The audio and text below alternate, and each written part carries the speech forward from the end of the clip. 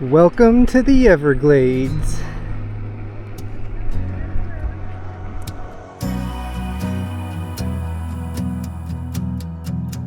Welcome to the Everglades National Park, an otherworldly wilderness in South Florida where slow-moving waters, sawgrass prairies, and ancient cypress domes stretch as far as the eyes can see.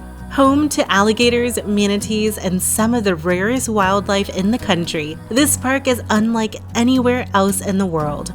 Join us as we spend 2 unforgettable days exploring the heart of this wild and beautiful ecosystem. The Everglades National Park is a UNESCO World Heritage Site and the largest subtropical wilderness in the United States, covering over 1.5 million acres in South Florida. Often called the River of Grass, the park is a vast, slow-moving sheet of water that flows from Lake Okeechobee all the way down to the Gulf.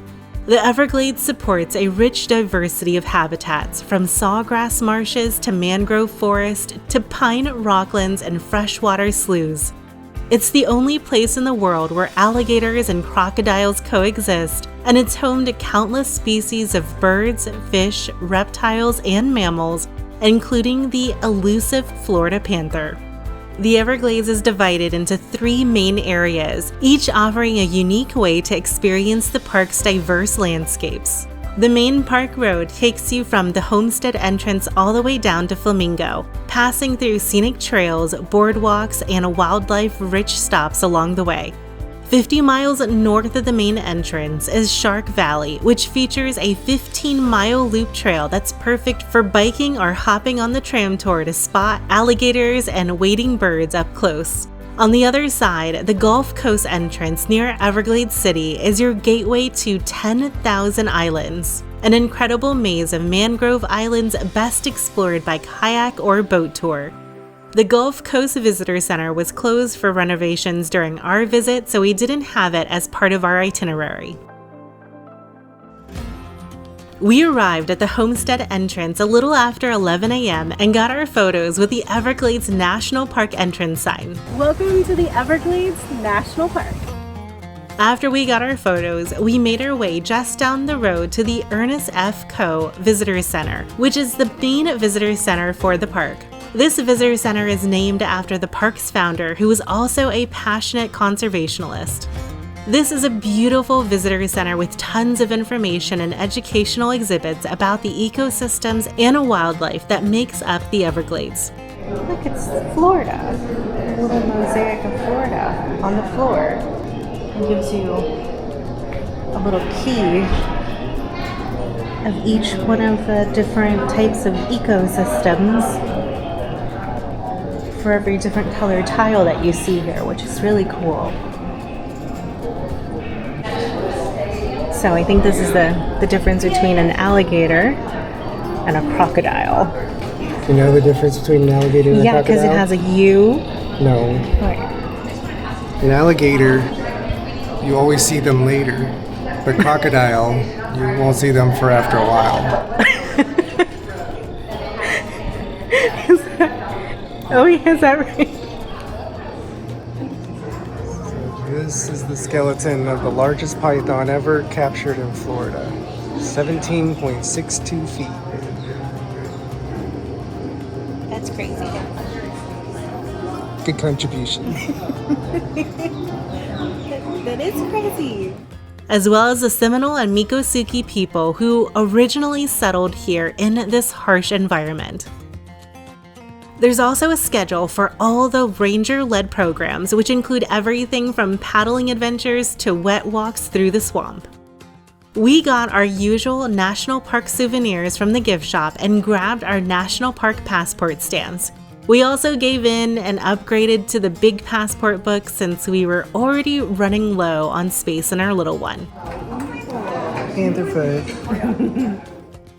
There's also a nice overlook in the back of the center that overlooks a small pond, but we didn't see any gators out there during our visit. There's also this really nice map just outside the visitor center that has points of interest along the main park road as well as the Tamiami Road that runs along the northern end of the park. The visitor center is actually located just outside the entrance ranger station. It does cost $20 per person or $35 per vehicle for up to 15 passengers, or you can get in with your America the Beautiful National Parks annual pass. Here is where we picked up an Everglades park map to add to our collection. We just got our Everglades map. We're so excited. Our collection is getting bigger. And I love the fact that when you open it up, it has all these beautiful drawings of like all the animals and ecosystems of the Everglades, which is where we are. Right now we're officially here. We are in. This is the Everglades. 1.5 acres big. 1.5 acres of Everglades. Or was it miles? It's either acres or miles. I'm pretty sure it was Everglades. Good job.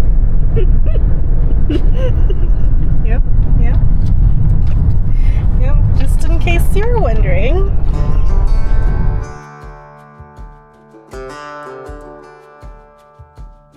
This place really is in the middle of nowhere. There's nothing around us at all. Our first stop after entering the park is one that might surprise you. U.S. Army restricted area. Ooh. Use of deadly force is authorized. Warning. Not many people know that there is a Nike missile site in the middle of the Everglades that is a preserved relic from the Cuban Missile Crisis of 1962. We made this stop a priority since it's only open during the winter season between December and late March between 10 a.m. to 2 p.m. So since we were visiting during the very end of March, we wanted to make sure we got this into our Everglades itinerary. The drive to the missile site is about 9 miles from the visitor center, and it really feels like you're driving in the middle of nowhere. The missile base consists of a small loop that you can drive. Along the way, you can stop and see 3 missile barns, a missile assembly building, a guard dog kennel, and a barracks. Dogs are housed at each Nike Hercules missile site to provide enhanced security. Both soldiers and the dogs provide a 24-hour perimeter protection. The support building remains, although the kennel and agility cores are no longer present. These supersonic missiles required careful attention to detail to prevent any malfunction. The booster cluster consisted of 4 solid rocket engines and was removed prior to servicing. They did have one of the hangars open with a full-size Nike Hercules missile on display. This Cold War era site was once a top-secret missile base established to protect against the possible air attack from the south. The missile base was in use until 1979 and remains virtually the same today. The open hangar also contained several exhibits where you can learn more about the missile base and the missiles themselves. You can see a nose cone on display, as well as rocket boosters, booster fins, missile bodies, and shipping canisters, and a transponder control set. But the star is definitely the giant Hercules missile. And don't forget to bring your National Park passport book because there is a Nike missile stamp and sticker here as well. So why do they call it Nike? No, it's not named after the shoes. Nike is actually the name of the goddess of victory from Greek mythology. The Nike name was given to the series of anti-aircraft missiles, and the type located here is the Hercules missile. So this is the launch pad. 3 missiles could be set up on the launch pad to fire one after the other. The entire area was consumed in a fireball for a fraction of a second as the missile reached the speed of sound, 760 miles per hour as it left the launcher. Top speed was over 3.5 times.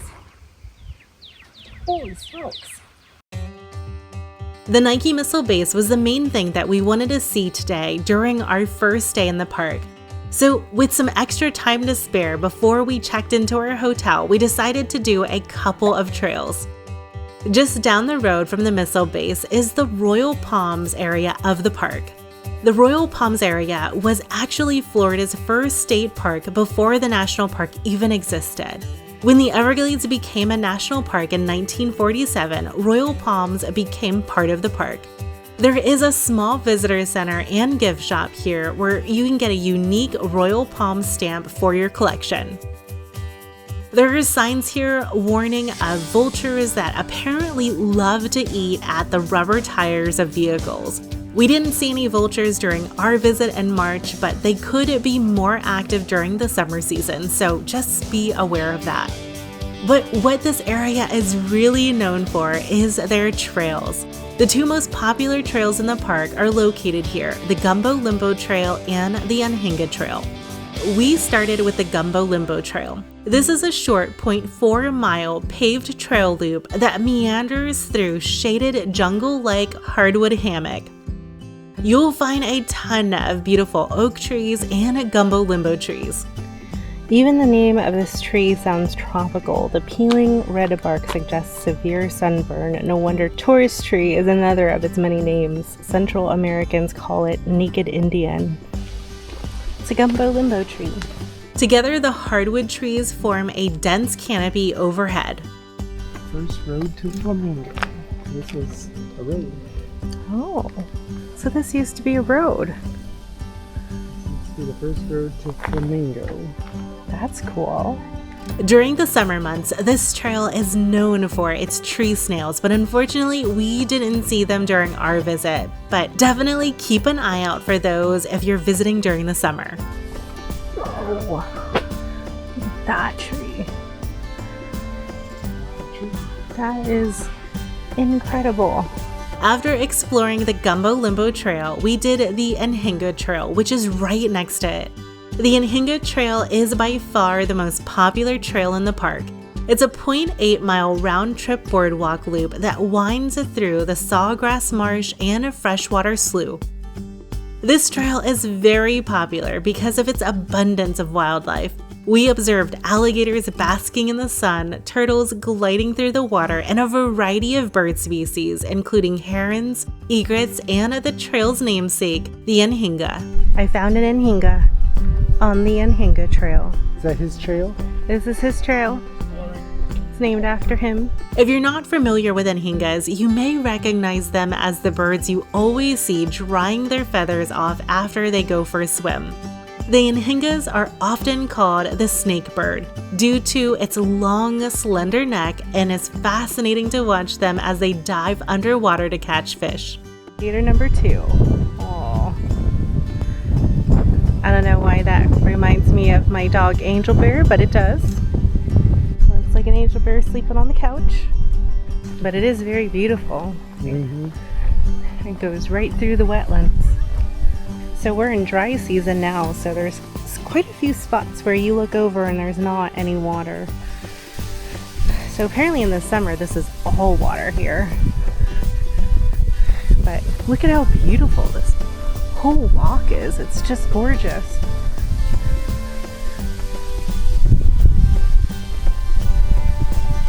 There are a few overlooks with breathtaking views of the Taylor Slough.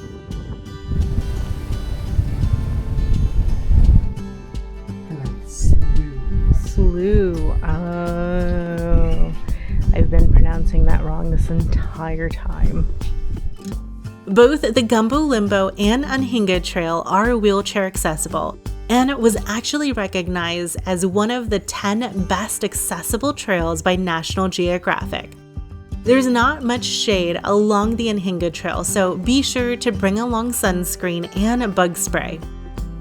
After our hikes, it was time to check into our hotel. We made our home base at the Hilton Home 2 Suites located in Homestead, Florida. So we're here at the Home 2 Suites in Florida City, and we finally made it to the hotel, and it's actually pretty good. We have a king size suite here that has a small little kitchenette on the other side, so we can make some dinners in the hotel room after all of the hiking throughout the day. We also have like a nice little, I think this is a pull-out couch, and then a cute little kitchenette here. So nice microwave, and also have a dishwasher and a full-size fridge. So we brought a lot of things in a cooler with us to make like sandwiches and things, so we'll probably put those together before we go on our hikes when we head to the Everglades. But this is going to be our home base for the next 3 to 4 days as we explore Biscayne National Park and the Everglades. So excited to share it with you.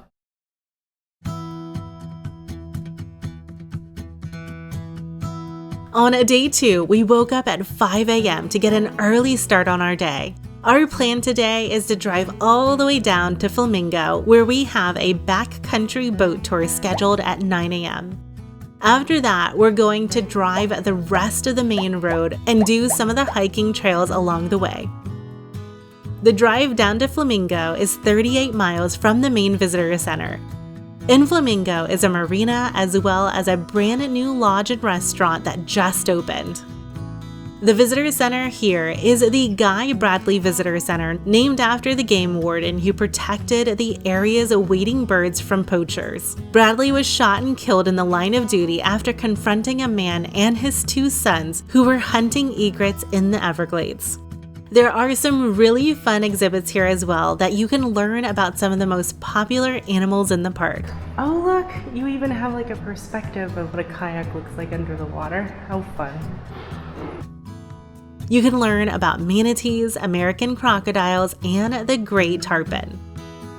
Make sure to walk out onto the breezeway, which has some really great views of the sunrise. If you're really adventurous, there's a wilderness waterway trail that runs from the Gulf Coast Visitor Center that ends here at the Flamingo Marina. It's 99 miles in total, and you'll need a permit to camp at the wilderness campsites along the way.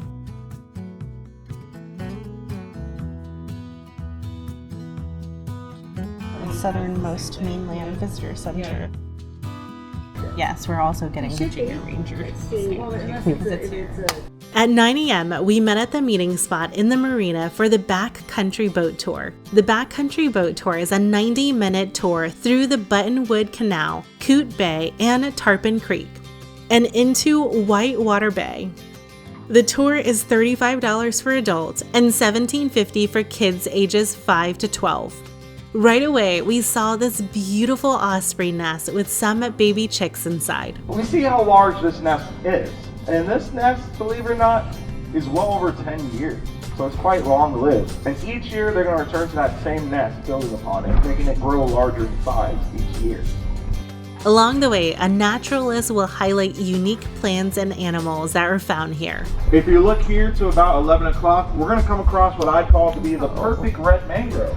And this one's actually quite famous, making itself known in National Geographic. And so they say on average, these trees will live from 50 to 60 years. But since this one's got itself to this impressive size, I'd say it's well over 100 years. A little bit on Coot Bay. It's about a mile long, 3/4 of a mile wide, with depths of only 3 to 4 feet deep. And here at our 11 o'clock, we do have a bird on this post. It's going to be a small bird similar to a seagull with a bright orange beak. This is going to be known as a royal tern. And we actually nicknamed this one. We call him Post Alone. And that's because he's always on that post alone. That's a red-shouldered hawk, I think I've seen. Alright, so now's another thing I wanted to mention. When they get flared up, they reveal their little mohawks. That kind of reminds me of afro. Whitewater Bay is the second largest body of water in Florida behind only Lake Okeechobee, and it's not uncommon to see manatees or even dolphins here. And while we didn't see any alligators on the tour, we did see this massive crocodile hanging out back at the marina. We just finished with the Backcountry boat tour and it was really great. The tour guide was incredibly informative and we were able to tour like some of the rivers and lakes that we were actually planning on kayaking down. So now since we've done the tour, I don't think that there's really any point for us to kayak at that trail anymore because we basically have seen so much more than we would have ever been able to get to if we were kayaking. So we are now on the Guy Bradley Trail, which is right outside of the visitor center here in Flamingo. It's only a half-mile trail there and back. Looks like it goes right next to the water. And then you also get to check out the new hotel that they almost have finished or probably just finished here in Flamingo that you can stay in. So if we ever return, we might have to stay there. By joining us on the trail.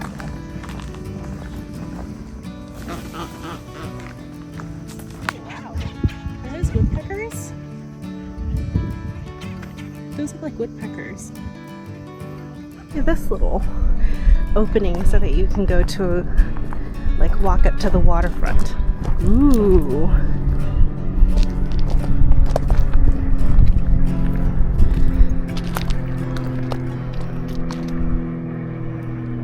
It's beautiful.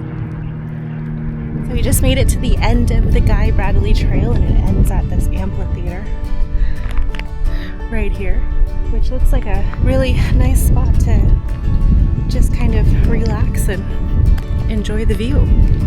The trail is a nice, easy hike along the water's edge, and you can get some really nice views by the bay. After our hike, we got back in the car and headed to our next trail, the Snake Bite Trail. This is an out and back trail that is 3.6 miles in total. The trail runs alongside a canal that was dredged by the railroad tycoon Henry Flagler in a failed attempt to drain the Everglades. How we doing? Whew, it is getting hot. I'm gonna tell you right now, it is, the sun is like beaming down on us and this is March, so I can't even imagine people doing this hike in the middle of summer when it's like humid and hot at the same time. It's only like 80 degrees right now. Stole Noah's hat. Stole Noah's hat. Hat thief. At the end of the trail is a short boardwalk with an overlook that's supposed to be excellent for bird watching. The end of the trail.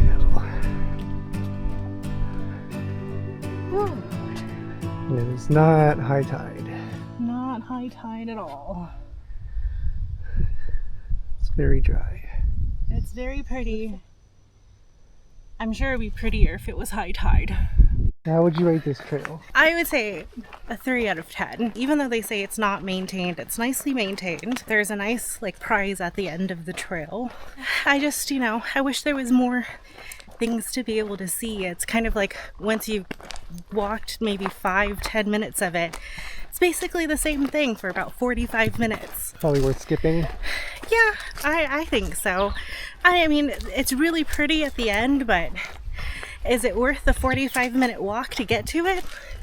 Yeah, you could probably just drive down to Flamingo and do the little trail in Flamingo and get just about as pretty of a view without having to hike through the Florida heat. So I would say this is a skip. After the hike, we actually had to drive back to Flamingo to refill our water bottle, and we grabbed some Gatorades at the marina store to rehydrate. So if you do any of these trails, make sure to bring a lot of water because even in March, it can get really hot during the day. After a short AC and a water break, we made our way over to the West Lake Trail. The West Lake Boardwalk wanders through a forest of white, black, and red mangrove trees all the way to the edge of West Lake. Well, so far this is a lot prettier walk than Snake Bite Trail. We just started. I know. I mean, so far it's a lot prettier. It's a pretty trail so far. This hike is super short and easy with a great payoff of a beautiful lake view at the end.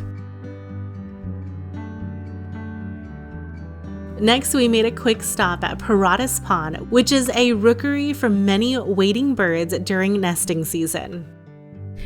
I couldn't take the sun anymore, so I had to go pick up a hat at the gift shop when we made our last stop. So check out my new Florida Everglades hat.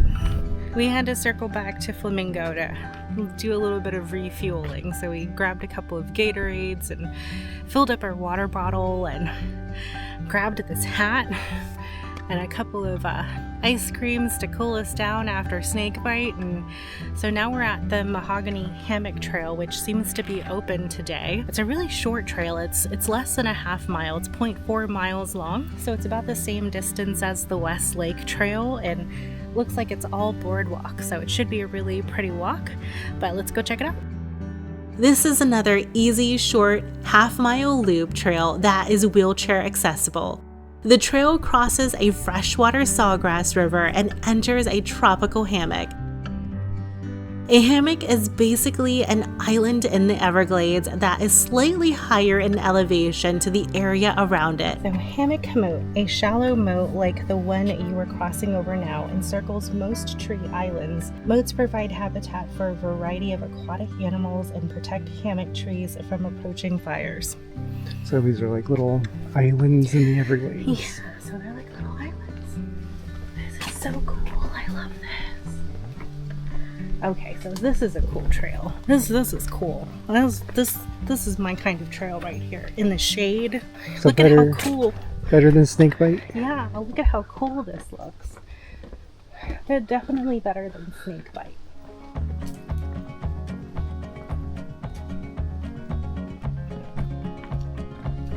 These hammocks are usually dominated by hardwood trees.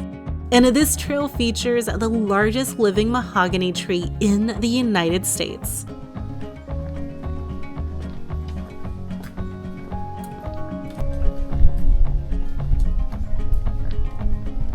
Yeah, those gumbo limbo trees are really cool. Those are probably my favorite trees in the Everglades. They like stand out. They're so bright red compared to everything else. It makes everything else look so washed out. They like stand out against everything. Those. Yeah, so this is better than snakebite. This is far better than the snakebite trail. This is so much more interesting, and the trail is very well like covered, so you're walking through cool little tunnels like this.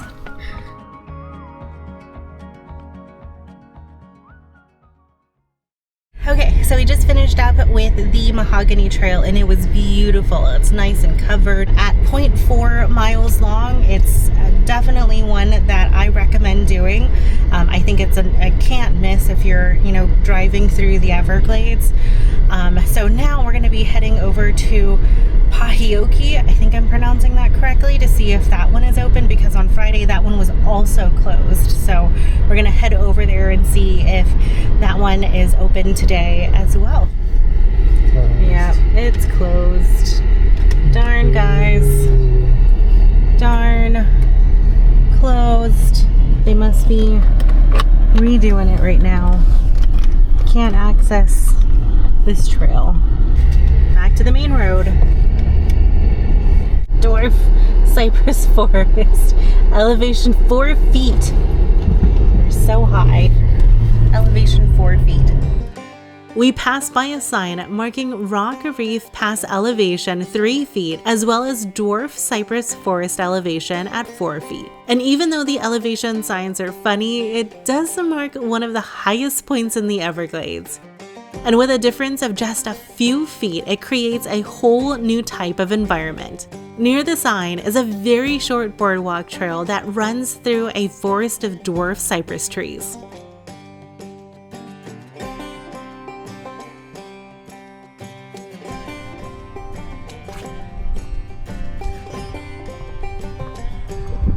Yeah, that was really pretty. I liked that stop. Finally, we made it to Pinelands Trail. Fires and hurricanes shift them and enable these temperate islands to survive in the damp subtropical environment. Look for the charred pine bark and wind-snapped trunks. This is a short paved trail that is 0.4 miles round trip and wheelchair accessible. This trail loops through a forest of pines, palmettos, and wildflowers. A bunch of these like little holes. Look at these holes. And we found these holes all along the trail.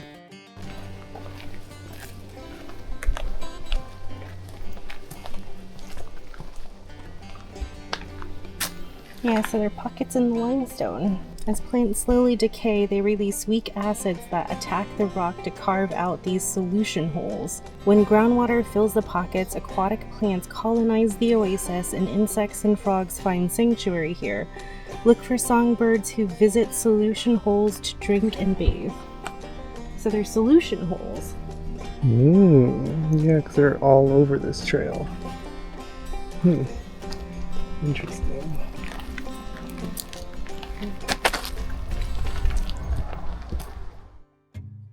After a full day of hiking, we rewarded ourselves with a milkshake from Robert Is Here fruit stand, or Robbie's as the locals call it. This is a very popular spot located just outside the national park.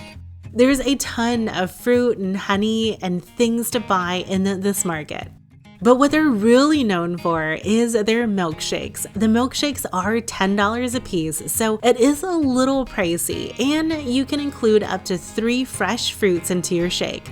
We tried the papaya and a strawberry. It's really good. Is it $10 good?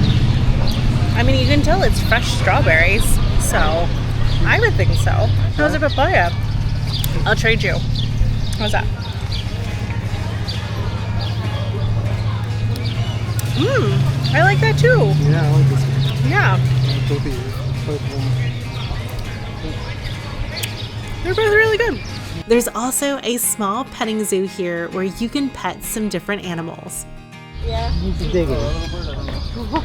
Oh my god, look at this little golfer. What are you doing, buddy? Look at that pretty little gopher. Look at that. Alright. Got all kinds of animals in here. Go on top of the rock pile. Yeah, look at all these iguanas. Alright. I was eating that. Hey.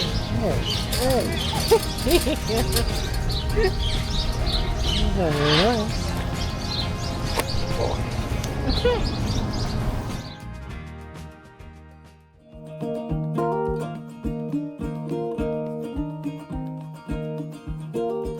On day 3, we got another early start to head up north to the Shark Valley area of the park.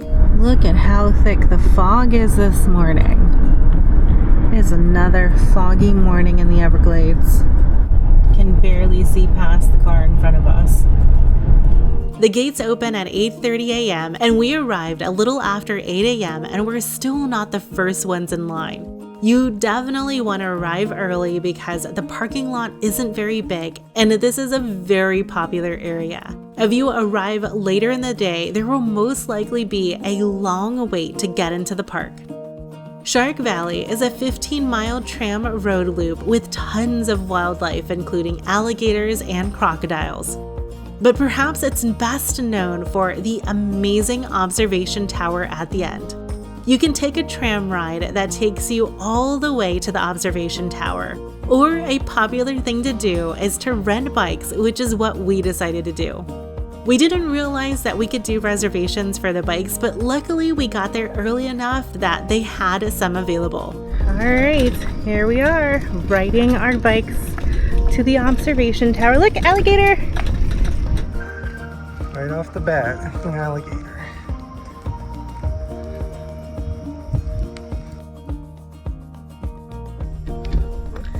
Yeah, alligator number 2. Right there. Anhinga! Hey, bird.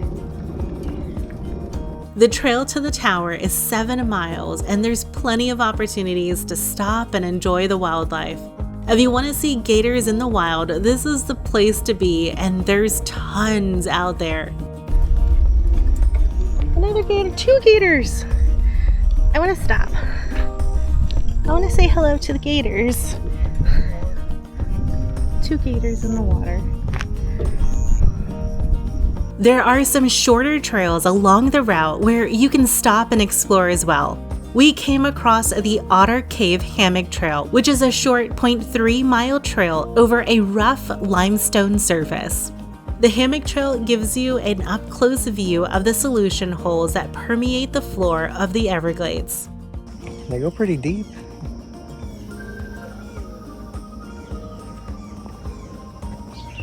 See down in there, they're pretty deep.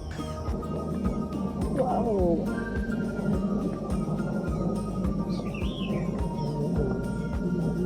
Yeah, you gotta watch your step or you'll fall into these holes. Whoa.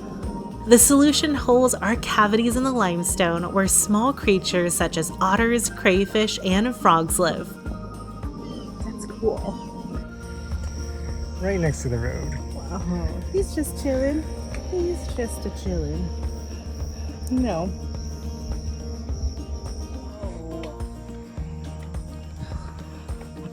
Just another one. Oh my gosh. Right on the side of that road there. Right here.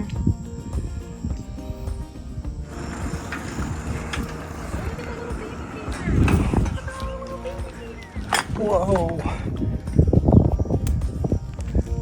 Mama's gotta be nearby somewhere. Oh, I see Mama over there. There's a ton of them. There's some over there.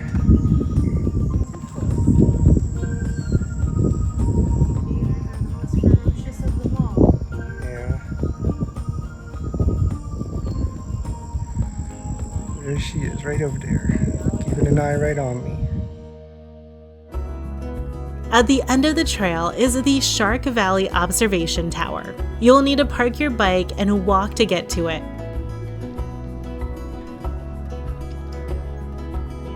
As you walk the spiral ramp leading up to the tower, you'll get some pretty incredible views. The tower is 70 feet tall and provides panoramic views up to 20 miles of the Everglades.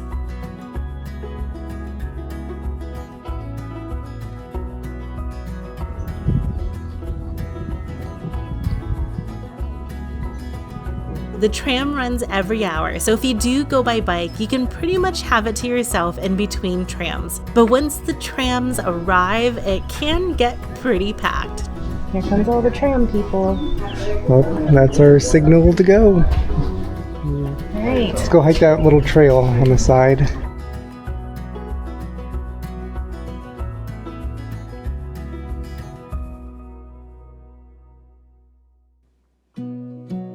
Near the observation tower is a short borrow pit trail.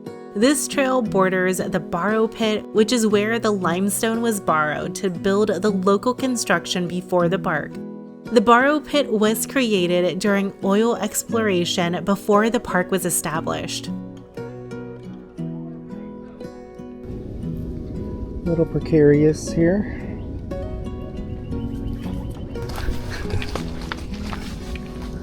Kind of dead ends here, it looks like.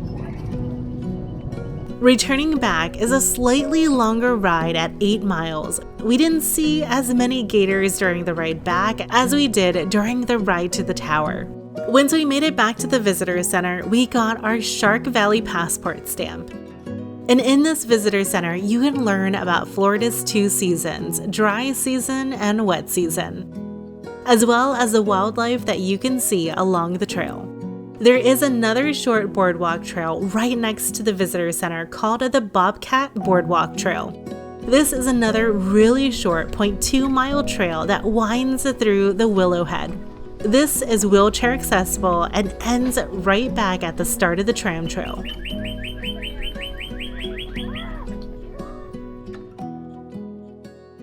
There is no shade on that trail whatsoever, so if you do plan on biking, bring plenty of water. Make sure that you have like a hat or something to be able to cover your face while you're biking through the Everglades, because there isn't a lot of shade through the entire trail, and it takes you a few hours or a couple of hours to do it. Look at this line of cars waiting to get in. This is Just after noon. This is just after, 12:47 in the afternoon, and we actually didn't turn on the camera until like halfway down the road, and we realized how long of a line this is to get into Shark Valley. Oh my goodness. You can't visit the Everglades without doing an airboat ride. And just down the road from Shark Valley is the Everglades Safari Park. It does cost $47 for a 30-minute ride, and you do need to pay an entry fee into the national park if you don't have an annual pass. They do give you some earplugs, and it's a good thing that they do because these are some of the biggest airboats I've ever seen.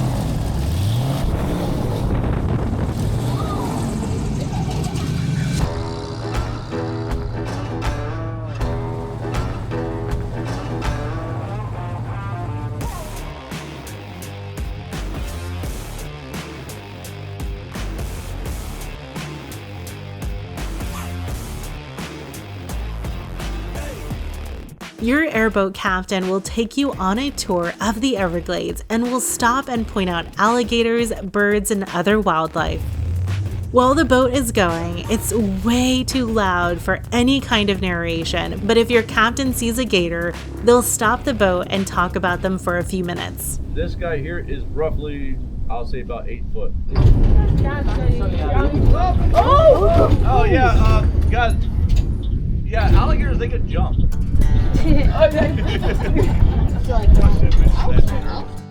The airboat ride here also comes with an interactive wildlife show and entry into their wildlife park.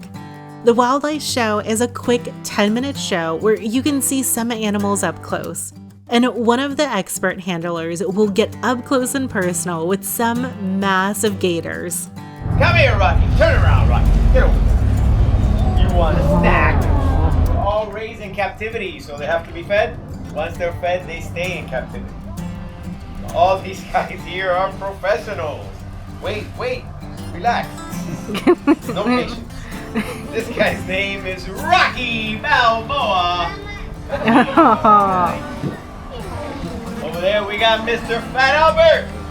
What's that, Fat Albert? You want a snack? The wildlife park has a short nature trail, observation tower, and plenty of gators and crocodiles, including some free roaming in the park. There's a Safari Cafe restaurant here where we decided to grab a dinner and cap off our Everglades adventure. We shared the Call of the Wild platter, which comes with frog legs, catfish nuggets, gator bites, and some fries. If you made it this far into the video, thank you so much for joining us on our adventure through the Everglades National Park. We would love it if you would hit the like button and subscribe if you would love to see more of our national park adventures. Before we go, we want to give a huge shout out to our channel members. Your support means the world to us. And it's because of you we can continue to create amazing adventures like this one.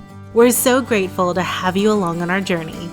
For those of you who are planning your own Everglades trip, I've put together a free Everglades itinerary that includes everything we did, where we stayed, and which trails we completed. So if you're interested, I'll leave a link to that in the description below. In our next video, we'll continue our adventure with a day exploring Big Cypress National Preserve. So when that's ready, you'll see that pop up right here. Until then, if you're on your own national park adventure and want to check out our other national parks we've visited, check out the playlist that just popped up on the screen. I'll see you there. Until next time.